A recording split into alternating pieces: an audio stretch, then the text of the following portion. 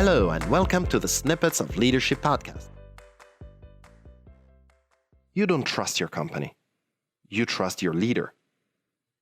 And you don't leave a company, you leave a bad leader and a toxic environment. And you don't get motivated by company policies. You get motivated by a leader who you trust and who's in the trench with you. So you can manage a team without any trust. No problem with that. But if you want to lead, to motivate others, to drive performance and resilience, you can't shy away from it. Matter of fact, you need to double down on trust. Because as we've seen in another episode, studies show that trust is the number one driver of performance in teams. And I get it. You've already heard that having your team's trust is important. It's not that groundbreaking of a statement. But I'm fairly sure that what I'm about to tell you will make you reconsider how important you think it is. There is a study by Paul Zak and his team that took about a decade to complete. And they went to insane lengths to find the numbers I'm about to give you. They call it the return on trust. And hopefully, these numbers will shock you as much as they shocked me the first time I saw them. When you listen to people working at a high-trust company, this is what they report compared to people working at a low-trust company. 74% less stress. Think about all the damage that an unhealthy level of stress can do. 106% more energy at work. That's more than double. 50% higher productivity, which means that if 2 people could manage 2 projects, 2 people can now manage 3 projects. 30% fewer sick days. Think about how much a sick day can cost to the team, to the project, and to the company. 76% more engagement with each other and with the work. 29% more satisfaction with their lives in general, and 40% less burnout. Think about the damage that a burnout can do to a person and to a team. So, if those numbers have been proven and confirmed, and they have, what is stopping you from making trust at work your number one priority? My guess is that trust is still a vague concept once you bring it into the nitty and gritty of the real world. And there isn't much of a blueprint of what to do to gain trust. There is no roadmap. Well, you're in luck because there actually is. So today I want to give you a brief rundown of the qualities and actions that make a trustworthy leader, and that you can adopt to get the returns I've just told you about. And I want to give you a tool that you can download from my website to immediately understand which ones of these qualities and behaviors you already have, and which ones you instead need to work on. So we've seen that your team will decide if you're trustworthy or not based on how credible, respectful, and fair you are. Just to review, being credible means that your actions are consistent with your words. Being respectful means that you care about other people's development, personal and professional. And being fair means that you treat everyone equitably. So you have no choice, if you want to gain trust, to be credible, respectful, and fair. And we've actually taken a deep dive in these 3 qualities in the 3rd episode of this podcast. So I want you to go find it and listen to it again if you haven't. So these 3 qualities are what you need to do. Let's get into how you need to do it. Because once you bring it all in the day-to-day, you can rely on a simple set of actions. 8 to be precise. 8 behaviors that have been proven to get your team to trust you, and that if you apply, will get you those returns we have mentioned before. Number 1, recognize excellence.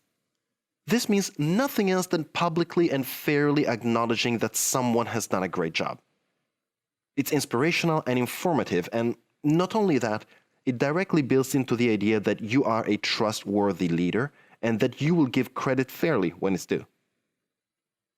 Number 2, set goals that are challenging but still achievable. Especially when they require a team effort, this level of stress strengthens relationships and personal bonds. Of course, you need to check in regularly how high the workload is and how well they're progressing. But in general, if the challenge is too easy, people will get bored. And if the challenge is too difficult instead, they won't manage, and that won't contribute to their self-esteem. Number 3, work via milestones and goals. Trusting everyone to self-organize their job the way they see fit encourages creative thinking, autonomy, self-esteem, and competent risk-taking. In other words, check whether goals have been achieved or not, but don't obsess what process your team followed to get there. Trust them to do the right thing. Number 4, let people work on what they want. And here, of course, I don't mean anything they want, but within your framework, trust your team members to choose what projects they want to be involved in, what area they want to develop into. If you do that, their focus and energy will be much higher. Number 5, share information. As the leader, you are your team's main contact to the company as a whole. So sharing the overall goals, strategies, and tactics of the company will reduce their level of uncertainty, the level of uncertainty of your team, and will reduce the feeling of distance between themselves and the company. And of course, that will help you portray you as open and transparent. Number 6, build relationships.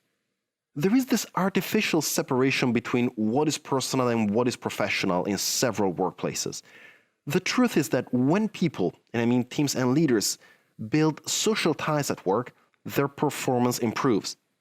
In practice, this goes from having beers after work to organizing a team building event, or just being able to have a healthy banter in the team. Everything depends on where you stand with your team, but make sure you actively build those relationships. Number 7, clearly and explicitly support personal and professional development for each person in your team. Make them aware of it. Actively do that. Set clear growth goals and review them on a regular basis. In other words, let your team know that their growth is also a priority for you. And number 8, last one, show some vulnerability. Don't be afraid of admitting you don't know something, and don't be afraid of asking for help.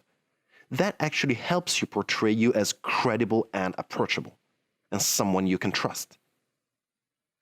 So, you know what qualities you need to acquire. You know what 8 actions or behaviors can help you build those qualities. You know what they can get you. The only thing that's missing is knowing how to start. So, in the description of this episode, you will find a link. Follow it and download the template in the article you'll be directed to. It's a basic questionnaire. 17 questions just to answer with an X. Anyone has time to fill in 17 questions. And each one is designed to help you understand how you score on those 3 qualities and how well you are already doing in terms of those 8 actions or behaviors. Do it by yourself at first. Self-evaluate. That will be how trustworthy you believe you are. Then, pass it around and have your team return their answers anonymously. That will be how they believe you're doing, how trustworthy they think you are. And it's important they answer with as much candor as they can, which is why I suggest to do it anonymously. And then compare the 2 results. There is a spreadsheet in the template that I've already prepared for you. Punch in the numbers and you'll have a side-by-side overview of how you think you're doing and how your team thinks you're doing. And that will give you a clear indication of how much trust you already have, how much there is to improve, what areas you need to work on, and what areas instead you're already good at. And also what areas you and your team don't see eye to eye. Perhaps you believe you're always fair, but your team has a different opinion. And the opinion of your team is the one that matters. So in that case, start working on it. Repeat the process every 6 months, or give or take, but keep track of the progress. Because if you do this and keep at it, you will gain your team's trust. You will do so ethically. And by the way, you can be open about this whole thing. Remember, be transparent, share information. And most importantly, you will find yourself as the leader of a powerhouse of a team. Committed, energetic, healthy, and productive. And I can't imagine a better environment to work in. And that is all because of trust. Thank you for listening. My name is Edoardo Binda Zane from EBZ Coaching. I'm a leadership and communication trainer and consultant. And if you have any questions about what you've heard in this episode, please reach out to me via LinkedIn, Facebook, or my website. I'll be answering the most interesting questions on the show. And if you know someone that will benefit from this type of content, please make sure you recommend this podcast to them. Thank you, and see you next time.